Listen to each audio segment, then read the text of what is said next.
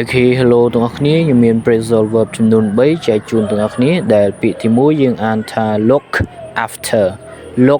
after ដែលមានន័យថា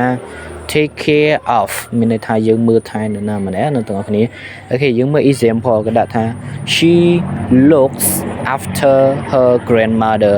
she looks after her grandmother ដែលមានន័យថានាងមើលថែជីដូនរបស់នាងហើយពាក្យទី2ទាំងអស់គ្នាពាក្យទី2គឺពាក្យថា run into នឹងមានន័យរបស់វាអត្ថន័យរបស់វាមានន័យថា meet by chance មានន័យថាជួបនរណាម្នាក់ដែលចៃដន្យណាបងប្អូនយើងមើល example ក៏ដាក់ថាម៉េច I ran into my old teacher yesterday មានន័យថាខ្ញុំបានជួបនឹងលោកគ្រូរបស់ខ្ញុំកាលពីម្សិលមិញអូខេអញ្ចឹងយើងមើលទៅពាក្យបន្តគឺពាក្យថា come across ដែលមានន័យថា find by chance មានន័យថាប្រទះឃើញដោយចៃដន្យណាទាំងអស់គ្នាយើងមើល example ក៏ដាក់ថា I came across an old